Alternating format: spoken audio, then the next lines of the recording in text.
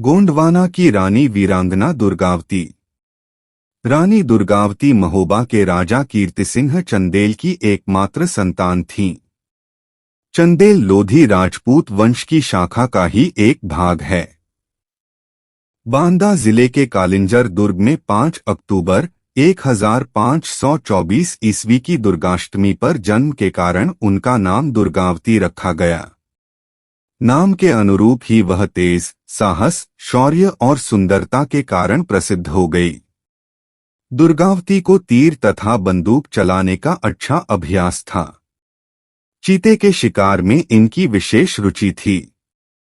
कालिंजर का युद्ध 1545 ईस्वी की बात है। बाबर की औलाद हुमायूं को हराकर बिहार का मुस्लिम शासक शेरशाह सूरी, जो दिल्ली का बादशाह बन गया था, उसने महोबा के कालिंजर दुर्ग पर हमला किया। महोबा नरेश महाराज कीर्तिसिंह चंदेल शेरशाह सूरी की सेनाओं से भीषण युद्ध करते हुए बहुत गहरे घाव खा गए। चंदेल सैनिक उन्हें मूर्छित अवस्था में पालकी में डालकर किसी प्रकार दुर्ग में ले आए। शेरशाह के सैनिक दुर्ग के सुदृढ़ कपाटों को भंग करने का प्रयत्न कर रहे थे। दुर्ग के पीछे की दीवार, जो अपेक्षाकृत कम ऊंची थी, उसके नीचे सूरी के सैनिक बारूद की मोटी तह बिछने लगे। दुर्ग से अपने विरोध में कोई प्रतिक्रिया न देखकर उनका साहस बढ़ता जा रहा था।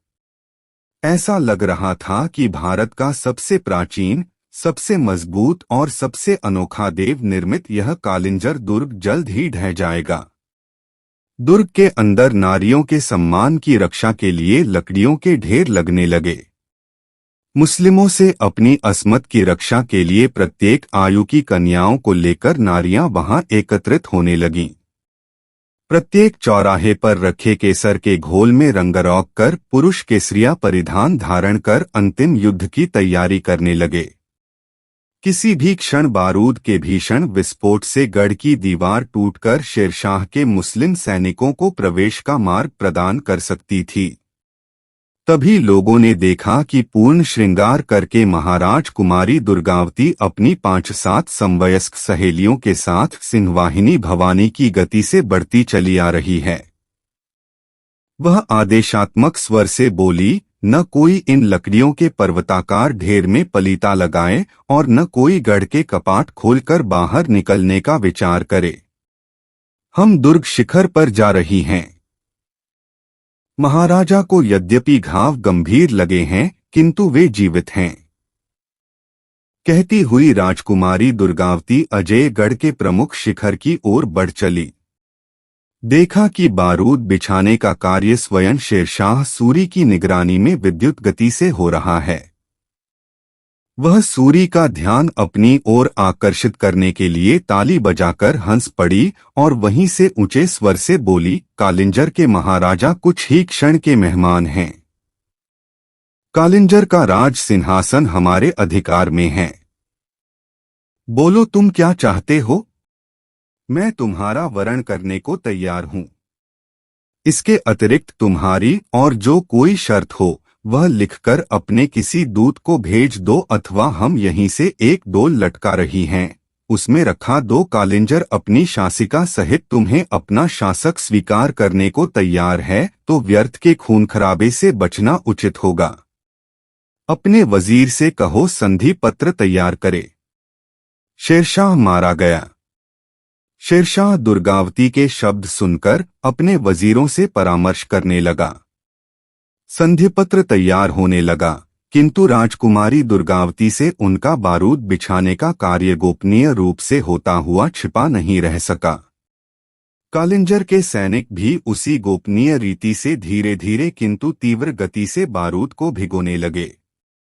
कालिंजर के सैनिक मुख्य द्वार के ऊपर मोटी मोटी कनाते लगाकर तेल पानी खौलाने लगे। बड़ी बड़ी शिलाएं एकत्रित करने लगे। प्रत्येक बुर्ज पर तीरंदाजों को ढेरों बाण और पलीते दे देकर बैठाया जाने लगा। संधिपत्र तैयार कर शेरशाह विजेता की तरह अपने सैनिकों सहित दुर्ग के भीतर प्रवेश करने लिए बढ़ा। शेरशाह के स्वागत में दुर्ग के दरवाजे खोल दिए गए। परंतु दुर्ग तक पहुंचने से पहले ही स्थिति बदल गई। दुर्ग के दरवाजे बंद हो गए और दुर्ग के ऊपर से तीरों की बौछार होने लगी। बड़ी बड़ी शिलाएं, खौलता पानी और गर्म तेल की वर्षा होने लगी। शेरशाह दगा दगा कहते हुए ज्यों ही बारूदी मंच से उतरने लगा, त्यों ही उसके पीछे राजकुमारी दुर्गा और उनकी सखियों के धनुषों से धधकते हुए अग्नि बाण गिरने लगे। उसके ही बिछाए बारूद से 100 लपलपाती जिह्वाओं वाला गगनचुंबी लपटे लहराने लगा और बारूद की उसी आग में दुष्ट शेरशाह अपने अंगरक्षकों सहित झुलसकर मर गया। फिर चंदेल कालिंजर दुर्ग का द्वार खोलकर शेरशाह के सैनिकों पर बांस की भांत टूट पड़े। 22 मई 1545 को शेरशाह मार दिया गया और उसके सैनिकों को गाजर मूली की तरह काट दिया गया। ऐसा वीरांगना दुर्गावती के कारण ही संभव हो सका। रानी दुर्गावती ने हमेशा छल कपट से जीतने वाले मुसलमानों को उसी की भाषा में जवाब देकर मिसाल कायम किया था। गोंडवाना की रानी वीरांगना दुर्गावती 1542 में 18 साल की उम्र में दुर्गावती की शादी गोंड राजवंश के राजा संग्राम शाह के सबसे बड़े बेटे दलपत शाह के साथ हुई। मध्य प्रदेश के गोंडवाना क्षेत्र में रहने वाले गोंड वंशज 4 राज्यों पर राज करते थे: गढ़मंडला, देवगढ़, चंदा और खेरला। दुर्गावती के पति दलपत शाह का अधिकार गढ़मंडला पर था। रानी दुर्गावती के इस सुखी और संपन्न राज्य पर मालवा के मुसलमान शासक बाज बहादुर ने कई बार हमला किया, पर हर बार वह पराजित हुआ। 1556 में बाज बहादुर ने फिर गोंडवाना पर हमला किया, लेकिन रानी दुर्गावती के साहस के सामने वह बुरी तरह से पराजित हुआ। परंतु पट अकबर बादशाह की बुरी नजर बाज बहादुर की पत्नी रूपमती पर थी, इसलिए उसने मालवा पर हमला कर मालवा को 1562 में अपने अधिकार में कर लिया। जाहिर था लंपट और दुष्ट अकबर का अगला निशाना रानी दुर्गावती और उनका राज्य गढ़मंडला था। गोंडवाना पर मुगलों का आक्रमण। लंपट मुगल अकबर गढ़मंडला राज्य को जीतकर रानी को अपने हरम में डालना चाहता था। उसने विवाद प्रारंभ करने हेतु रानी के प्रिय सफेद हाथी सरमन और उनके विश्वस्त वजीर आधार सिंह को भेंट के रूप में अपने पास भेजने को कहा। रानी ने यह मांग ठुकरा दी। इस पर अकबर ने अपने एक रिश्तेदार आसफ खां के नेतृत्व में गोंडवाना राज्य पर हमला कर दिया। आसफ खान ने युद्ध के मैदान में रानी दुर्गावती को सैनिकों की वेशभूषा में देखा तो चकित रह गया। युद्ध भयानक था। रानी की तलवार ने मुगलिया सेना को काट कर रख दिया। बड़ी मुश्किल से जान बचाकर आसफ खान अकबर के पास पहुंचा। अगली बार उसने दुगनी सेना और तैयारी के साथ हमला बोला। दुर्गावती के पास उस समय बहुत कम सैनिक थे। उन्होंने जबलपुर के पास नरई नाले के किनारे मोर्चा लगाया तथा स्वयं पुरुष वेश में युद्ध का नेतृत्व किया। इस युद्ध में 3000 मुगल सैनिक मारे गए, लेकिन रानी की भी अपार क्षति हुई थी। मुगल सेना ने अंतिम बार आसफ खां के नेतृत्व में 1564 में गोंडवाना पर हमला किया। इस बार मुगलिया सेना तोपों के साथ आई थी।